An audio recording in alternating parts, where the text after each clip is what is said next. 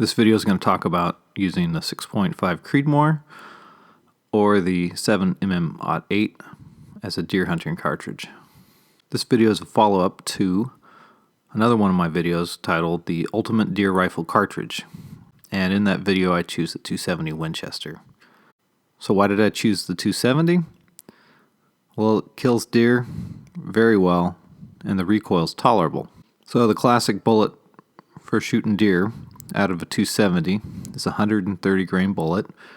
Shoots at about 3,000 feet per second. A little more background we're going to talk about is ballistic coefficient and sectional density. And then very quickly here we're going to get on to the ballistics. In this picture are two bullets, both weighing 165 grains. One's a .308 caliber nodular ballistic tip. The other one's a 40 cal full metal jacket handgun bullet. These are pretty extreme examples, but they do show why people like 6.5mm bullets, 7mm bullets. Sectional density is the ratio of length to diameter. Basically, it's a measure of how long and skinny a bullet is. In hunting, you want long and skinny because the bullet will penetrate better. Long and skinny also creates a higher ballistic coefficient.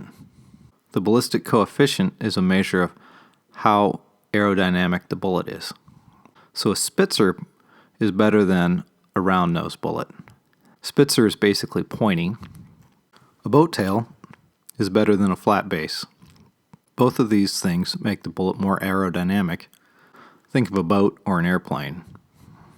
And for a hunting bullet, bigger is better for both sectional density and ballistic coefficient.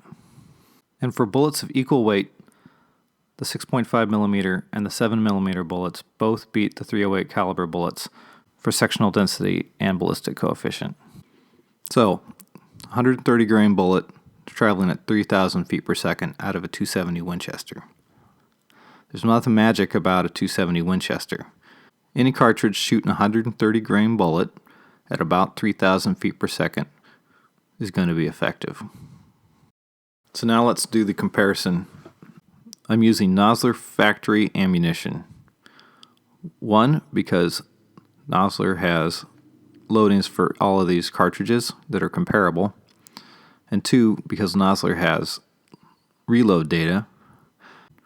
And with the reloading data, we can estimate recoil. And recoil is one of the things that gives the 6.5 Creedmoor and the 7mm-08 an advantage over the 270 Winchester. So in the ballistic tables, I'm going to talk about muzzle velocity. I'm going to make a comparison at 400 yards. I had to pick a number, and that number was pretty far out there for hunting. When I talk about drop, I'm going to use a 200-yard zero. A 200-yard zero is a pretty good place to zero a rifle for hunting. With that 200-yard zero, if you point at the middle of the target, the bullet won't rise or fall more than about 2 inches for the first 225 yards of the bullet's path. I have 1,000 foot-pounds in these tables also. Energy of a bullet when it hits a target is one of the things people talk about. There's no real guidance on what's effective. 1,000 foot-pounds was a nice round number. I'm also going to talk about recoil. Nosler factory ammunition has two loads that are 129 grains or 130 grains for the 6.5 Creedmoor or the 270. This is perfect for a head-to-head comparison. Muzzle velocity of the two guns for a hunting situation is basically equal. Velocity at 400 yards is also basically equal. The drop of these bullets at 300 yards and at 400 yards is also comparable. Both cartridges produce 1,000 foot-pounds at 600 yards. So everything up to this point is basically equal for the 6.5 Creedmoor or the 270 Winchester. Where the 6.5 Creedmoor shines is in recoil. If you're shooting an 8-pound gun, you get 2/3 of the recoil out of a 6.5 Creedmoor as compared to a 270. With a heavier gun, 9 pounds, it's a little closer. But either way about it, the 6.5 Creedmoor is going to have a noticeably lower recoil than the 270. Nosler also has 120 grain bullets loaded up in both the 6.5 Creedmoor and the 7mm-08. This also allows for a direct comparison of the two cartridges. For all intents and purposes, the muzzle velocity of both these cartridges is the same. Again, velocity at 400 yards is the same. The drop of both these bullets is basically equal at 300 yards and 400 yards. The energy of the bullet at 400 yards is also equal, and both cartridges produce 1,000 foot-pounds at 500 yards.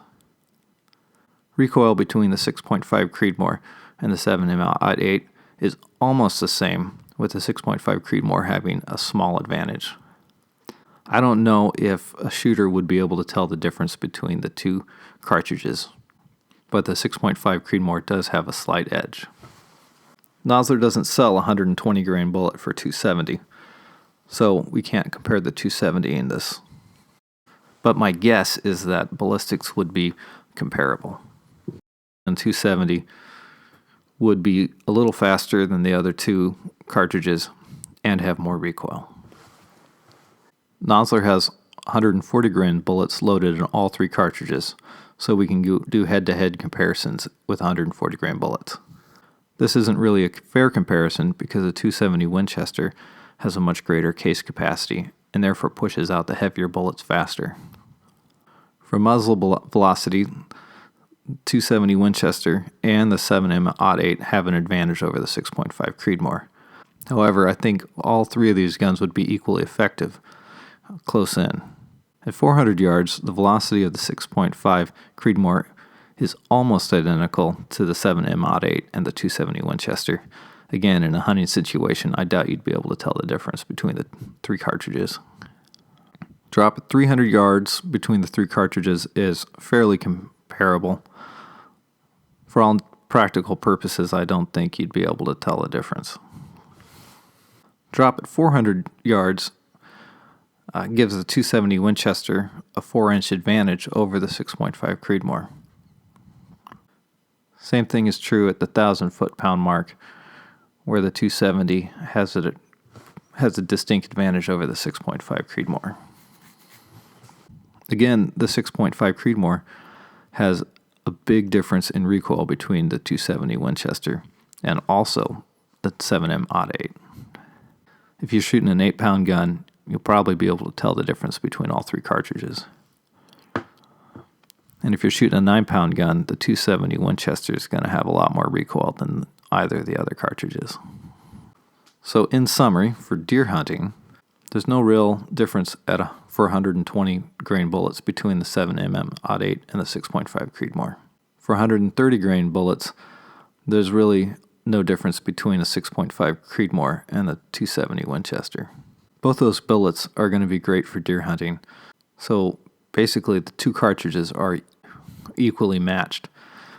The downside for the 270 Winchester is that it has a lot more recoil than both the 6.5 Creedmoor and the 7mm-08. So for deer hunting with either of those bullets, the 270 does have a disadvantage because of that higher recoil. If you're shooting 140 grain bullets, it's really a mixed bag. The 270 Winchester does have an edge in terms of ballistics over the 6.5 Creedmoor and the 7mm-08. But again, the 6.5 Creedmoor has a significant advantage over the 270 Winchester in terms of recoil. So if you're looking to minimize recoil, go with the 6.5 Creedmoor. Or if you want to shoot a heavier bullet, go with the 7mm-08 or the 6.5 Creedmoor over the 270. If you want to shoot a heavier bullet, the 7mm-08 is more comparable to the 270, but it does have lower recoil. With rifles, the 6.5 Creedmoor and the 7mm-08 are short action, with the 270 being a long action. And short actions are better than long actions. So how did I estimate recoil? And this article from the American Rifleman can show you how to calculate that. I used a little bit more precise constant for gravity over that American Rifleman article, so the numbers will be a little bit different. I also used an approximate powder charge based on Nosler's reloading data. If you like this video, consider subscribing to my channel. I'd also appreciate it if you liked the video or shared the video.